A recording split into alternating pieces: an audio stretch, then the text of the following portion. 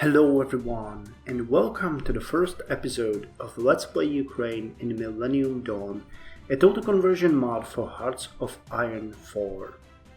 Now, before we go any further, a fair warning to the new viewers. This is a restart of a Let's Play of the same country in the same mod, and as this will be most likely heavily referenced during the playthrough, it might be good for context if you watch the previous Let's Play first to get an idea of what is going on, why we are doing this, and what kind of Let's Play this is going to be. Link is in the description in the very top. With that said, let's use the magic of editing software and jump to the game itself. And, almost with a snap of a finger, here we are. Now, it is customary for my first episodes to go over the country, general strategy, short and long-term plans, and sometimes even hopes and dreams, so as to lay the groundwork for an understanding on all sides of what we are trying to achieve here. Now, as that has been quite understandable from the previous playthrough though, I would just like to state that this is going to be the same as before. Ukraine must win. We will not bow down to Russia, and we will do our best to repel them if attacked. I want to, however, in this first episode, focus on the key differences between the previous version of the mod and this one, make sure that you understand how we will capitalize on the learnings from the previous episode, and also on how I am going to change my playstyle, because there will be some changes in the format of the first couple of episodes before we get back to the point where we left off previously. Now, to start us off, I'd like to answer one big question first. Are we better off in this version, or were we better off in the previous version? Unfortunately, I think that we are going to suffer under this version a bit more. Why is that? Well, as they updated the game, they have added quite a lot of extra technology here. They added the space tech, the ballistic missiles, cruise missiles, air and missile defense technology, and warhead and nuclear technology. Now, while this will make the game more complex and more fun, this has not been reflected in our research slots. We still have only 3, and not in our focus tree. We have the same one as before, meaning we will have even more, what would be the correct word, more pressure to choose correctly than before. And while I guess they didn't change anything for the bigger players like Russia either, I know very well that they have the luxury, or had the luxury in the previous version, to go ahead of time to research some of the technologies. I saw it myself when I was actually checking on the Russian armed forces in the last episode of the previous playthrough. So while they can dedicate some of that time into that, we cannot, and we will be penalized if we choose wrong. So yeah, that's one of the things that will make this harder for us. Second, they have added the complexity of the railway system and the new supply system into the game. Again, while this will make the game way more fun, way more focused on the strategy, and up to speed with other mods, I am sad to say that this has again not been reflected in the amount of starting factories that we have. We still have only 8, while we still have only 3 military factories. So again, this is additional level of complexity that we need to think about, pardon me, while we have nothing to benefit from. So again, this will make it much harder for us. On the other hand, what are the key learnings from the previous playthrough? Well, we know what we can focus on, we know what our army should look like, and we know that we have a chance, which is the best thing on it. So I'm hoping to capitalize on these basic things, somehow making sure that we will be able to resist, and hopefully, if this is important for us, it will be important also for Russia. And I can say that they would have a really advanced railway system on their disposal as well. Okay, Germany does, but other than that, I don't think that anyone else. Okay, France also does, but No one else. So maybe, actually, one thing, this might have, and I haven't checked that, we have a special part of the focus tree, if you remember, that deals with the railway. Samru? This is road. Okay, this seems to be still adding on infrastructure, which kind of sucks, but the USAT might be doing something. I just realized that there might be something, so we're gonna see. But again, it will be important for us to keep this in mind and deal with it on time. I'm also happy, however, that we managed to define our defensive strategy and see if we can actually do something with it as a preparation for this one. So our army will be even more streamlined, our focus will be even more on point, and hopefully we will be able to benefit from the new technologies and the supply system in more than one way. Hopefully more than Russia will anyway. Okay, let's backpedal a bit and focus now on how we are going to structure these episodes.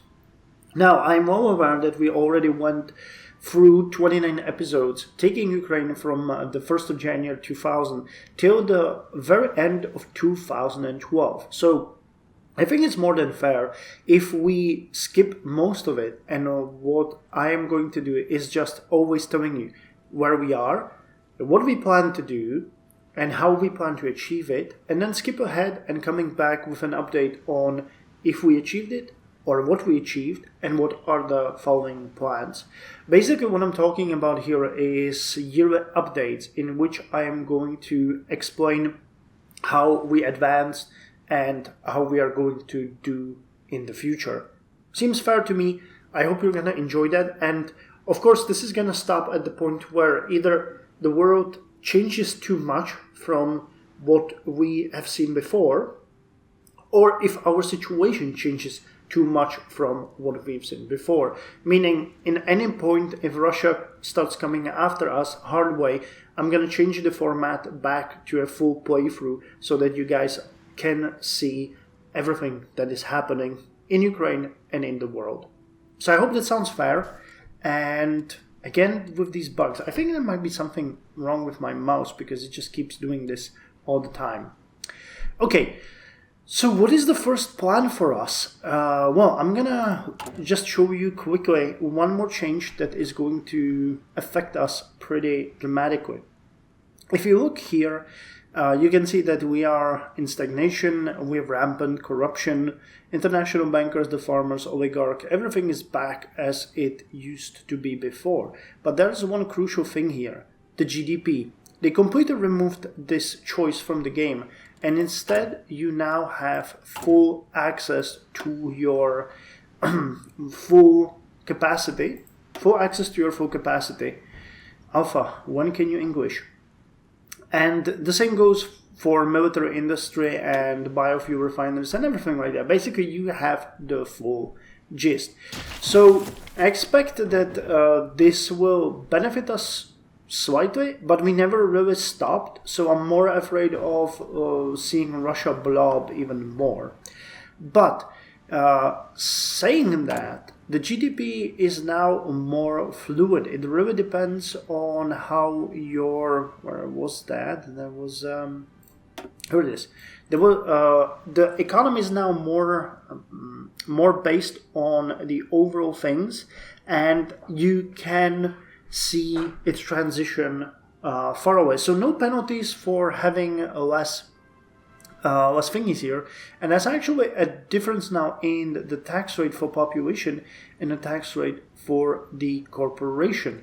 So I believe that the corporation tax rate affects something different than the population tax rate.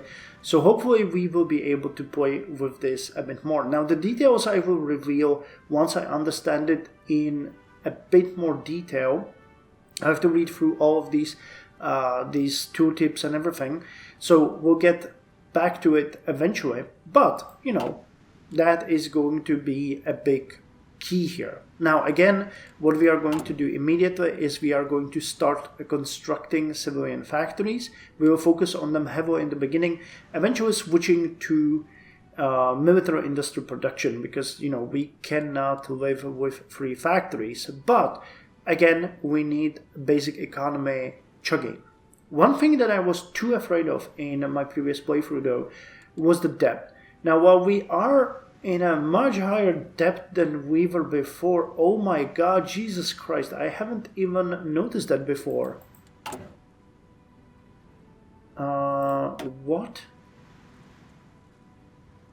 Okay, well, the game is a bit more brutal than it was before, but still, it doesn't change my point. I will not be that afraid of debt, and I think that we will plunge much deeper in it, especially in the beginning, because I plan to fully utilize the benefits of the industrial projects and the arms industry stipend. We haven't done that before, and I plan to focus on it fully now. I also want to utilize, and I think it's in the same menu, right? Yes, leasing the industrial complexes, maybe even leasing the military factories, but working on the industrial complexes first will be heavy focus on for us, because I don't know what it is based on, but if you remember, it grows in price as we advanced in the game. So it seems like it's best to utilize this heavily in the beginning, making sure that you get maximum benefit for the least cost, and eventually just dropping it, or maybe using it just from time to time, because I wasn't aware of this previously, and I thought that we could just, use it as a crutch from time to time, and eventually it became so expensive that we just couldn't afford it. So I don't want to make that same mistake again. So the civilian construction will be our heavy focus in the beginning. We are going to not focus on the military production in the beginning, but we will eventually. So this remains the same. As far as research goes, we are going to go pretty much the same route as we did before. While trains are pretty nice, and I love trains, who doesn't, we are going to focus on construction, on industrial production as before, and a big change. Right from the beginning, we are going to focus on fuel. And why is that? Well, there is one big change that has been introduced into the game, and that is they came with the changes to the technology and to the officer core. Okay, not all of you are probably familiar with this change of Hearts of Iron, but the fact is there are no more doctrines here. Not that they would disappear, but they are all now used and researched via the officer core. Basically, you get doctrines. Wait, where they are? Here. You get the doctrines just by spending army experience. And while that is a cool idea, it puts more pressure on us to research these doctrines and thus get more army experience. Well, that is easy.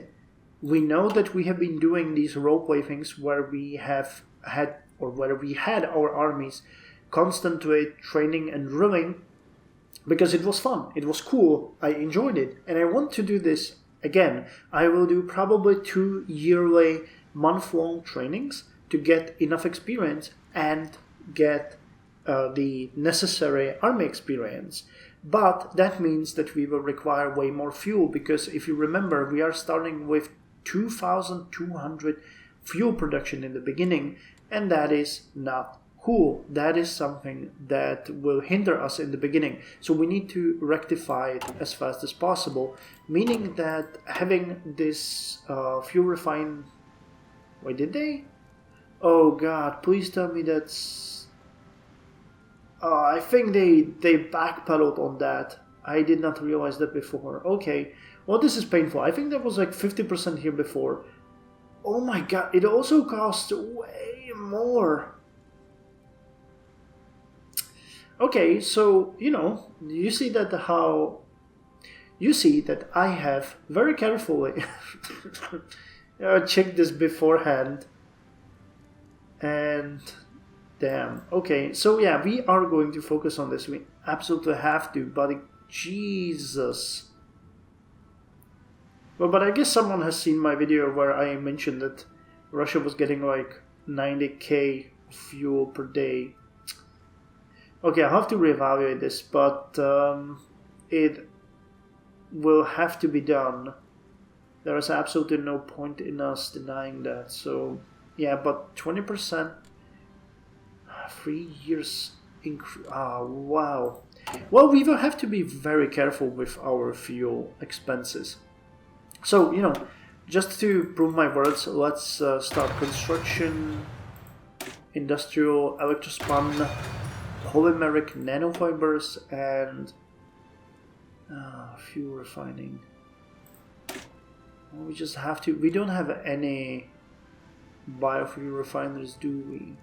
No. Modified biofuel refinery resource output. We're getting how much? Wait. Here. From 7. So each one gives us about 300. While this 20% would give us what? 20% would give us a benefit of about 400. Okay, so it's more worth to start with this until we get some biofuel refineries kicking. But eventually they will. They're even cheaper to research. So eventually it might be better. Once you get more biofuel refineries up and running, it is better to go with them. But starting technology, definitely fuel refining, because it will take us some time before we even build some of these. Yeah, they even increased their cost, I think. Damn, you just make it more complicated for me, don't you, game? Anyway, so the first plan is technology, industrial production, making sure that we maximize that. And as far as national focus trees, well, there is a lot to be said for Privden Mash and the Neftogas and Ukrat Nafta now. But we are going to start with the people's referendum. We are going to start with our identity and getting the pro-Ukraine parties up and running. I completely forgot about how brutal the, what is it called, ineffective government is. Yeah, look at that. That is just crazy. The good news is that our stability is not as low as it was before, but we need to get this one removed ASAP. This just has to go away. This is just crippling us completely. The production efficiency cap minus 30% makes us not only impotent in the production. Okay, so we have 0 base cap until we actually do something. Cool, great game. You are lovely. So that puts more perspective on that we need to start with the pro-Ukraine parties. And connected to that is, of course, the fact that we need to go, where was it, and remove the cores. Can you do that? Strike arms smuggling. Rain in Donbass. Yeah. Okay, so we will still need to go with this. I think they might make this a bit more difficult in this as well, seeing as they made everything else a bit more difficult. But we'll see. I didn't run this game before in this version, so we'll just have to see. We'll just have to see. Okay, well, we have set the goals for ourselves. I have explained my first steps. I have also mentioned what kind of technologies and focuses we are going to do. So the only thing that remains to be spoken about is the international politics. Now, considering what kind of job we had ahead of ourselves, I think we're going to be sinking all of our political power in that, with no access going to improving relations with anywhere other than our internal rebels in Donbass and Luhansk. But if such option arises, I would maybe like to strike better relations with Germany and Poland, and again the United States, just for roleplay reasons, if nothing else. Now, there's not that many international choices that we have other than recognizing the Republic of China, which I'm gonna do somewhere during this year anyway. I'm just gonna sacrifice that 25 political power. I don't really mind. But the other side of the international relations is the trade. I noticed that they added a new category here called precious metals. So I guess that, again, is something that we're completely missing. Hooray, hooray. So we now have... Wait, did they add rubber or was there rubber before? I'm getting confused. I think they added both rubber and precious metals in this version. Damn. Because they had, we didn't have the technology metals, but we had everything else. Okay, so scratch that. They added 2 more things here. So good. Okay, we'll need to add 2 of those to our treasury. Great. God. Game, why is it that every time I look at you, you make things difficult, more difficult, and more and more and more difficult? That you just make them difficult. Great. Anyway, now you get the idea of why I approach this immediately with the fact that we are in a worse shape. Because we are. Everywhere I looked throughout this episode, I just found out a new new levels of difficulty. I wanted to say new difficulties, but yeah, new levels of difficulty that we will need to overcome. But hopefully, again, we learned a lot in the previous playthrough, so hopefully it will be enough to, let us coast somehow and get, I was thinking that we would be better off coming to 2012, but seeing all of the changes that the game is throwing at us, I think we will be lucky if we get to the same level. But hey, we are on a new version. Ukraine wasn't supposed to be easy. I never said it would be, and quite honestly, I am happy to be playing it in the new version, and that is making it, I don't want to sound salty. I knew what I was getting into, and again, hopefully we will have a bit more confrontation with Russia in this episode. And, at least we're not Syria. At least we are not Syria, that one of my friends was trying to play, and if he's watching this, he can post his opinion about how difficult Syria is in the comment section. Anyway, this is all for episode 1. Episode 2 will cover... I think I'm going to start at 1st of January 2001, explain what I did throughout the year, show you the progress, show you the difficulties, and then I'm going to lay the foundation for the next update, which should again come in that episode because it's going to be much less of a talk and more of a play thing. So if we can do that, I would like to get 2 or maybe even 3 updates in one episode. So maybe in like 5 to 6 episodes, tops, we should be at around year 2010. But again, we need to see how different this game will be from the previous one, because I would still like to, show you the world and how it is changing, show you if things, remain the same, or if there are some other international crises. And for God's sakes, Mexico, please hold it together this time. I really don't want to see those cartel wars rage again. Because if they do, I might just as well go fully interventionist and try to annex you, because Jesus Christ. Anyway, thank you very much for joining me for this episode, and I'll see you in the next one, hopefully very soon.